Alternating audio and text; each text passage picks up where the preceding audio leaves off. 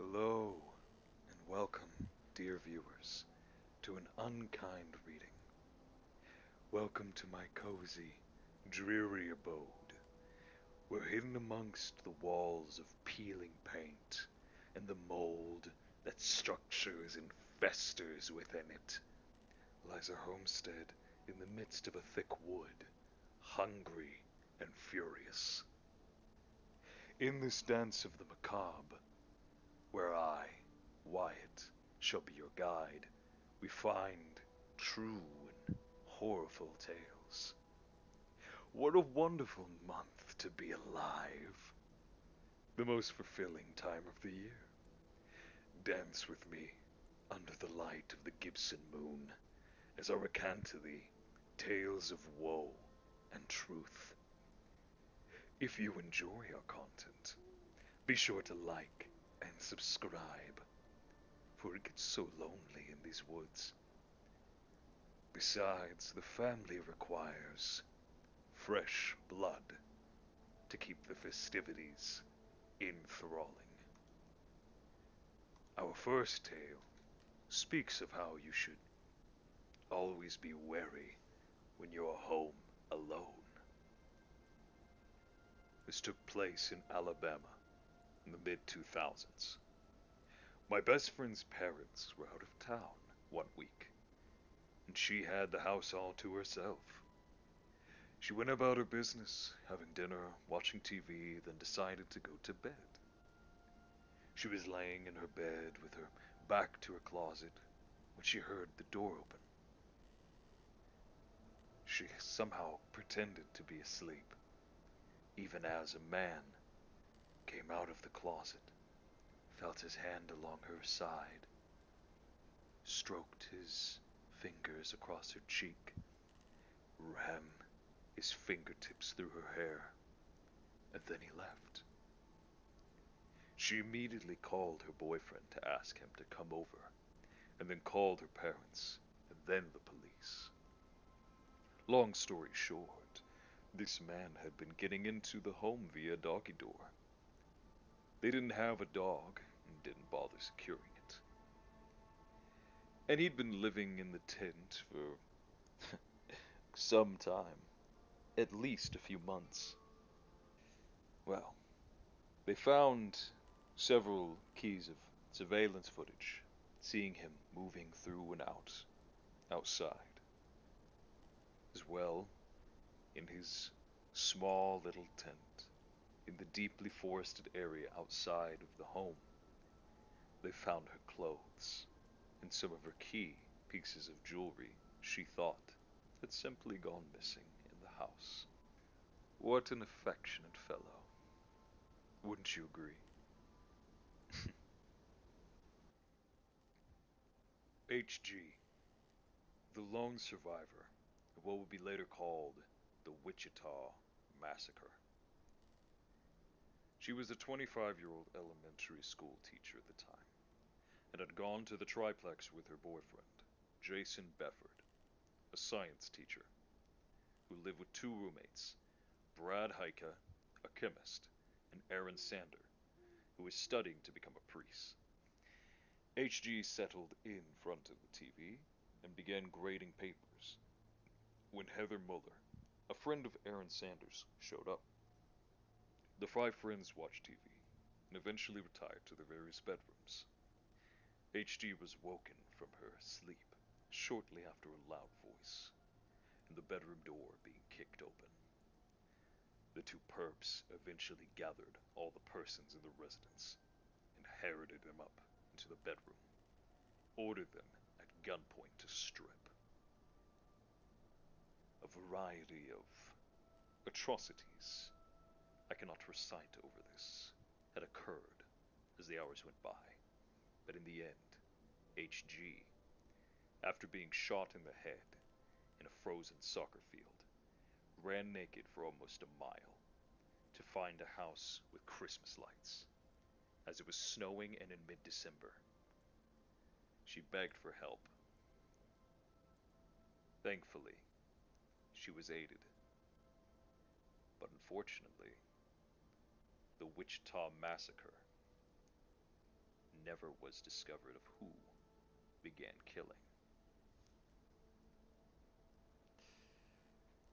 A cold, wintry night to be given the slip. Tragedy.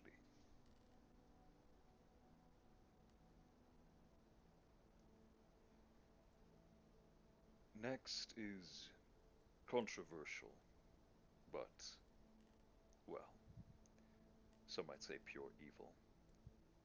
I'm going to say discretion is advised. By the name of Joseph Edward Duncan, was already on the run from cops for past sexual assault. He was incredibly charming and manipulative. He was also pure evil, a true monster. He camped outside a family's rural home, unseen by them. He picked out, after driving past, seeing that there were children's toys outside, that this was the home he would deal with. He watched them from afar, learned their routine with the intent of kidnapping the children, 10-year-old Dylan and 8-year-old Shasta. Jed found a lock on the door was broken, entering into the home in the middle of the night, tied up their mother, their father, and their teenage son. He put Shasta and Dylan in his car. He proceeded to beat the entire rest of the family with a hammer. He traveled around various campsites and cabins with Shasta and Dylan, committing to disgusting acts upon children. He unfortunately eventually shot young Dylan. Shasta was able to convince her brother's killer not to end up like him. Jed ended up telling her she taught him what it means to love. The most fear-inducing part is that you can look up and you can see CCTV footage of the young girl at a gas station. You could easily believe that they were just normal dad and grumpy daughter if you were an onlooker. I implore you to check out the video if you can. Eventually, he took her to the diner, where he was finally apprehended when a waitress noticed something was up, and Shasta was saved after 7 weeks in his clutches. As he was dragged away, he called to her, "Promise me you'll visit me in prison." And she said that she would. At this time, it is unknown if she ever truly did. Jed, as he deserved, was put on death row and found to be guilty of 3 previous child murders. A few months ago, he died of cancer. But the worst part of it all is how horrible Shasta's life has been afterwards. Addicted to drugs, in and out of jail, losing her children. This was not the fate that she deserved. Not the fate any of them deserved. And not the fate that he deserved.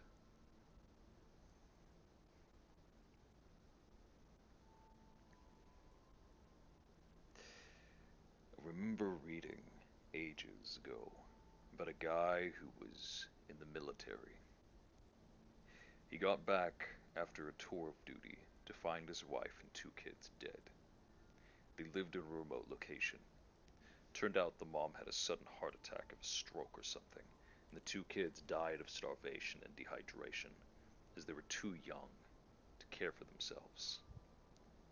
This isn't a ghost story, this isn't a horror story of the standard thing. What this is a reminder that you should always check on those you care for. If you do not hear from them for days, please check on them. You don't know what you could be doing for them.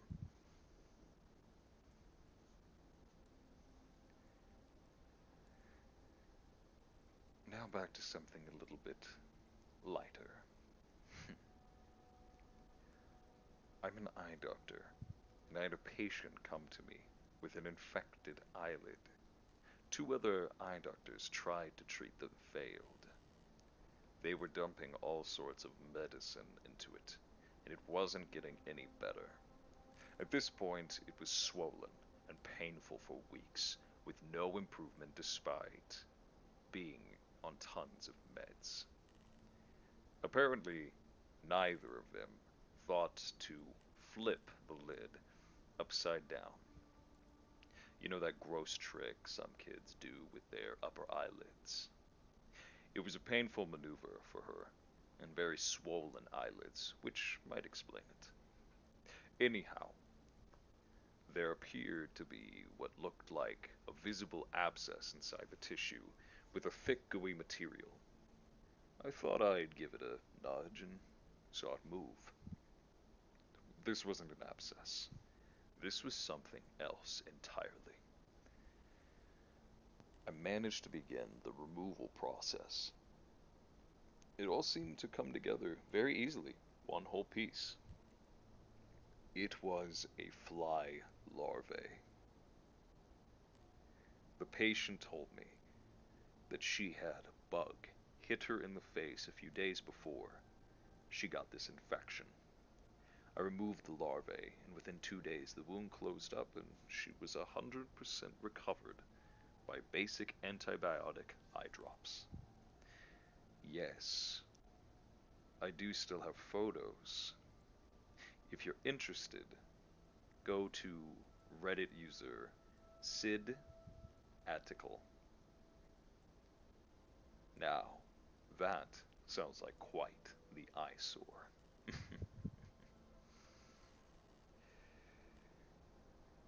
This is the Raina Morquin story.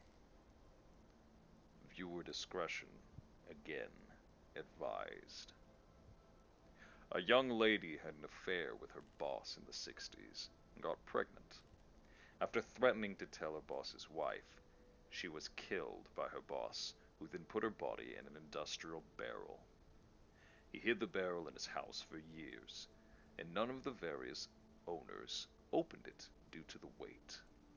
Finally, one guy decided to dispose of it in the 90s, when he opened and saw it contained something, no, someone. An investigation traced the barrel and the girl back to a man who then killed himself before the police could arrest him after confirming he was the father of the unborn babies through DNA. The lady's mother was in her late 80s when she was told that her missing daughter had been found. She claimed that she had been dreaming about her daughter being inside a metal container for years after she had gone missing. An unfortunate factor of life. Some people. Selfish is not the right word. No. Collectors. The USS West Virginia was a ship damaged during the attack on Pearl Harbor. After the ship was attacked, the people on board heard banging noises from the inside of the vessel. At first they thought it was creaks and bumps from metallic churning, but no. It turns out that these noises were people. They were trapped in the room. They couldn't be able to break their way out because the water that would seep in and drown them. And they couldn't be brought out from the top because the gases that lingered there were extremely flammable. When the vessel was salvaged 6 months later, the bodies of 3 men were found. The other things that remained were cans of food, water, and a calendar marking from September the 7th to December 23rd. This means they were trapped there for 16 days. They probably kept wondering if they were ever going to make it out. And then they came to the realization that they might not be saved. And they had the fear of drowning in the tight little compartment, the ship. Can you imagine when you realize that you are truly going to die. Can you imagine the psychological torture that comes with it? I can. Some folk live with it every day.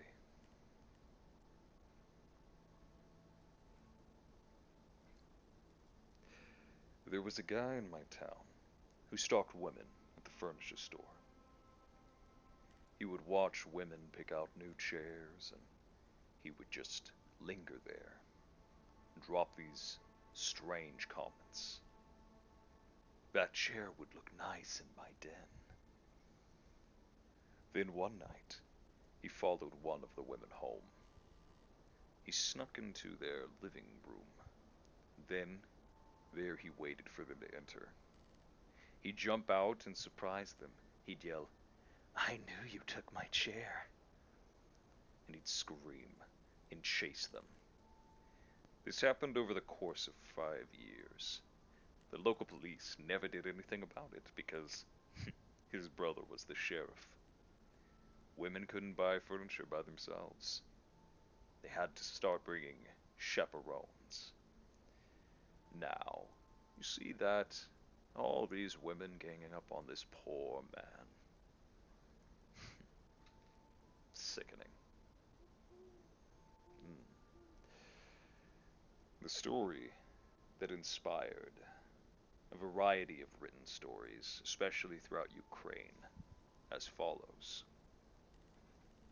A group of 3 teenagers in Ukraine started committing petty robbery.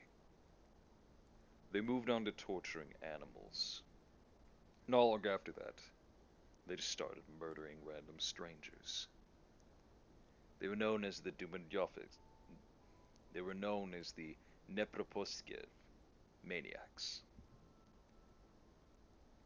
They killed a bunch of people by bashing the shit out of them with household tools for no reason. Knowing there are people like this in the world, that is what terrifies me. People who would just kill for no reason. See, I believe in murder, but there has to be reason for it. Desire and intent. Just running out and bashing someone's skull in. Where's the fun? Where's the playtime? It's just a waste of a corpse.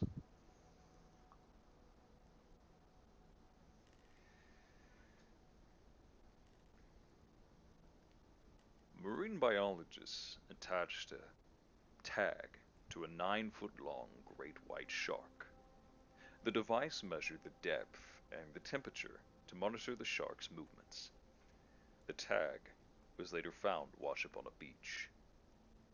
Its data showed that for 4 months after it was attached, the female great white abruptly dove to a depth of 1,900 feet, 580 meters.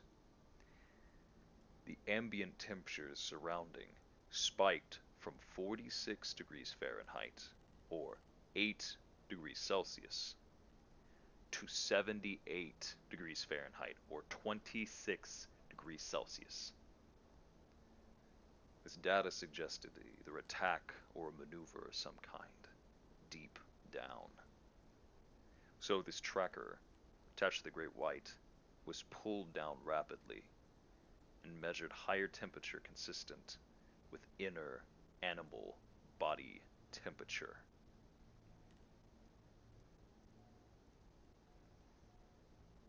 There are things about our ocean we still don't know.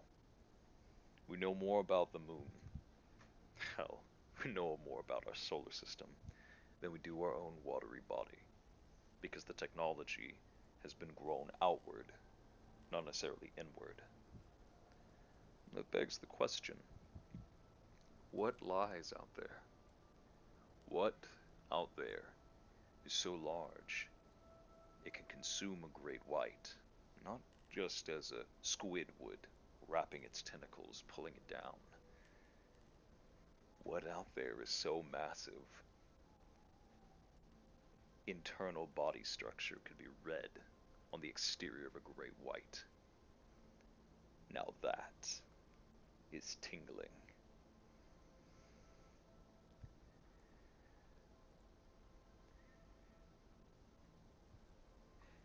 For those who do not know, there was a incident some time ago.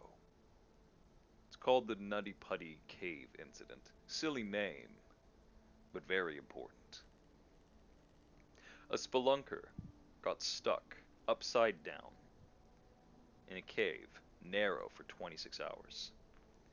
For those who do not know, his name was Floyd. Crews tried pulling out with pulleys and tried everything that you could imagine, all the way down to attempting not to break his legs in getting him out, as that would be fatal given the circumstance he was in.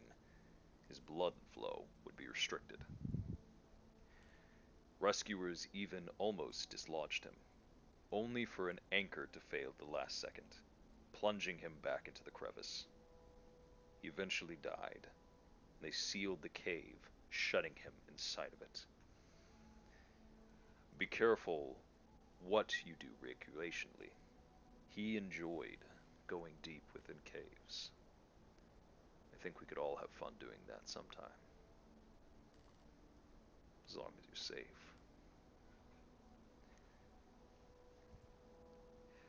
Allison Botha. On December 18th, 1994, at Port Elizabeth resident Allison Botha was abducted, assaulted, stabbed, and left for dead by Franz Dutoy and Theon Kruger. They slashed her throat 17 times, so deep that she had to hold her own head on as to ensure it didn't flop to the side, exuding more blood as she crawled to the road for help. With her other hand, she had to hold in her organs that had been spilling from her stomach, where she'd been stabbed 30 times. By some miracle, the knife thrusts had missed her main arteries. So, she did not have to bleed to death, and was able to breathe through her severed trachea. You can learn more about this in a documentary on Amazon Prime, simply called Allison.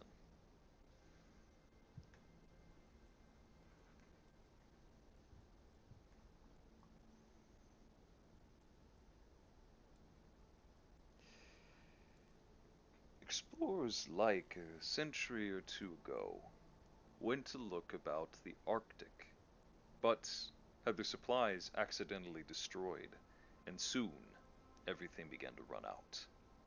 They hunted a polar bear and ate the inside of it. None at the time knew about how deadly a polar bear's liver was, because of its high amounts of vitamin A, which can be bad for skin too.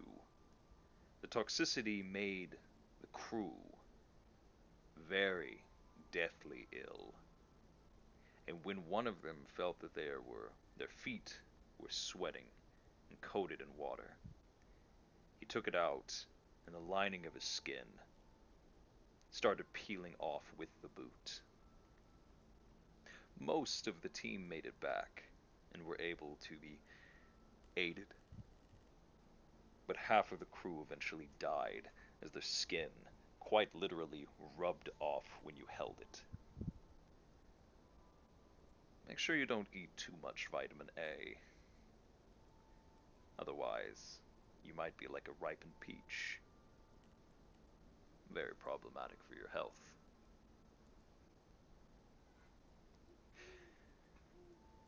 It was 1949. Timothy Evans was wrongly executed for murdering his pregnant wife and daughter. The actual murderer, John Christie, was a prosecution witness at Evans' trial. After Evans was executed, Christie went on to kill 4 more people. Had the police handled the forensic evidence properly, Christie would have been caught in that very investigation, not only would Evans be alive, but four other innocent people would still be living. The government didn't acknowledge Evans' innocence until 2004.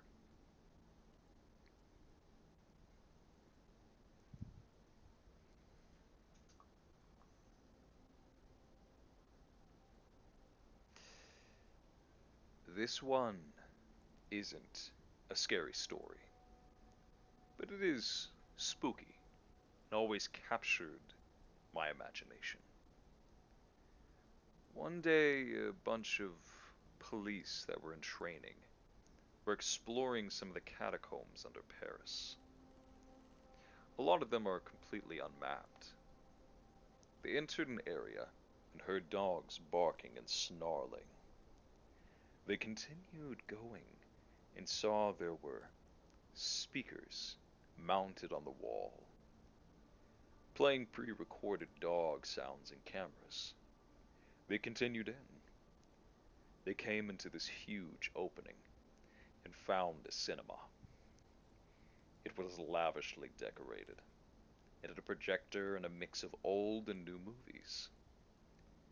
It even had electricity running and 3 phone lines.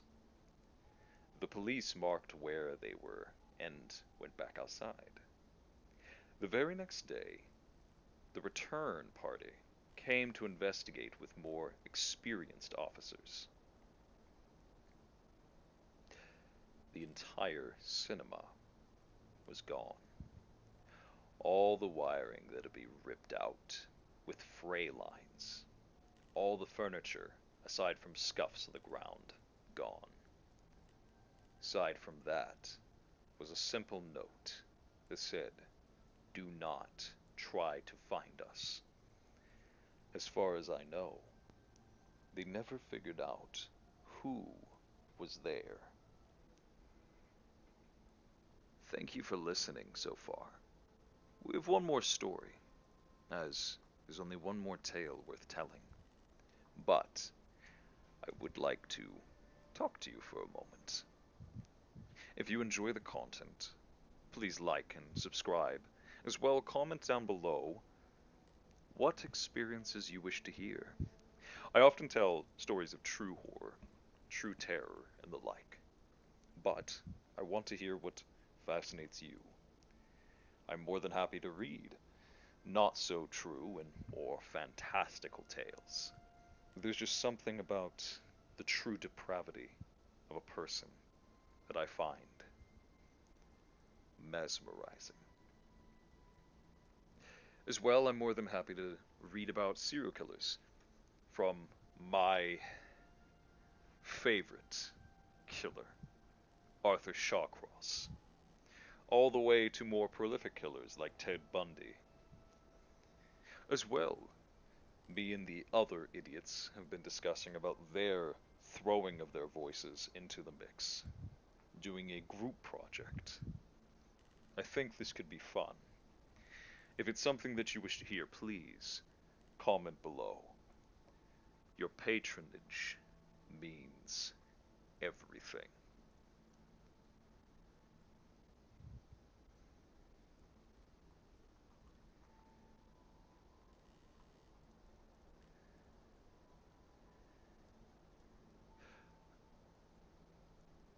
A woman I worked with a few years ago told me how her life had changed drastically when she went from having a decent job to becoming an alcoholic and working as a cleaner. She had planned to move to Spain with her husband and young daughter and had a great job lined up out there. The plan was her husband and daughter would fly over first, and she would fly the week or two later, finishing up old job retainment and settling their plan. Her husband rang her on the day he arrived and said the house was lovely and the furniture had arrived very quickly. That was the last time she would ever hear from him. Her husband and daughter were found dead by authorities a few days later, after she rang explaining she was concerned for their welfare. and she had no contact with them, and she was getting extremely worried. Can you guess the culprit? Not a killer, not a monster. In fact, something so deadly you can't even see it. Carbon monoxide poisoning. It is eerie how simple it is to lose everything in your life, everything that matters to you.